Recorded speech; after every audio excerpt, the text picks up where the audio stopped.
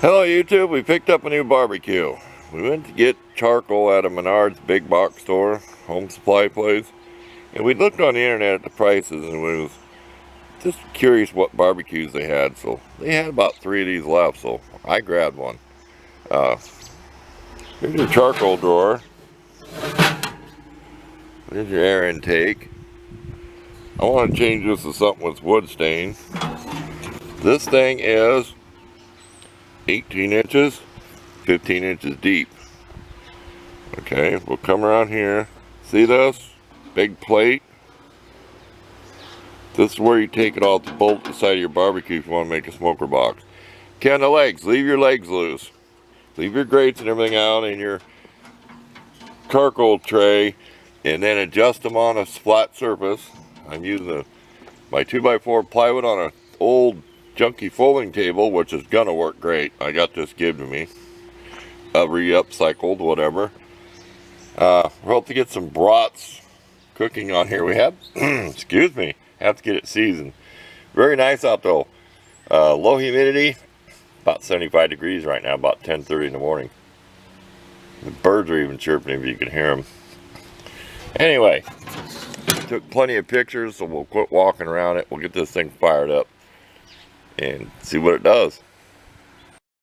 Okay, quick update. We got this baby loaded with charcoal. We got it fired up with some of that match light stuff, and then we put just the regular charcoal on there because we won't cook on that stuff with the fuel in it. We'll try lump charcoal in it someday. Today we're just using the little briquettes there. I'll show you the picture on the box. But you know me, I can't buy something new without modifying it. Look at that. That's a piece of wooden dowel I had. And I think I drilled a hole better in the center than what they did. What do you think? That? This is smaller. This is 1 inch. That's probably like 1.25 inches. I like that. Got my thermometer off my wood stove. We can bake a cake in here. Loaf of bread, 350 degrees.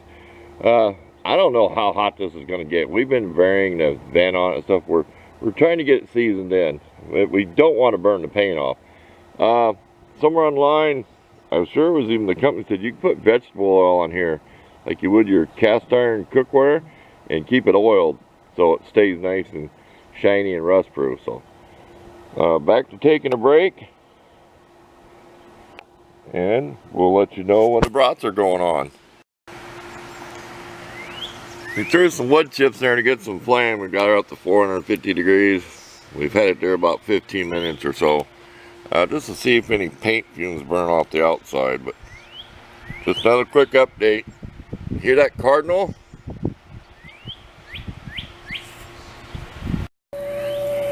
Okay, sorry about the dryer running.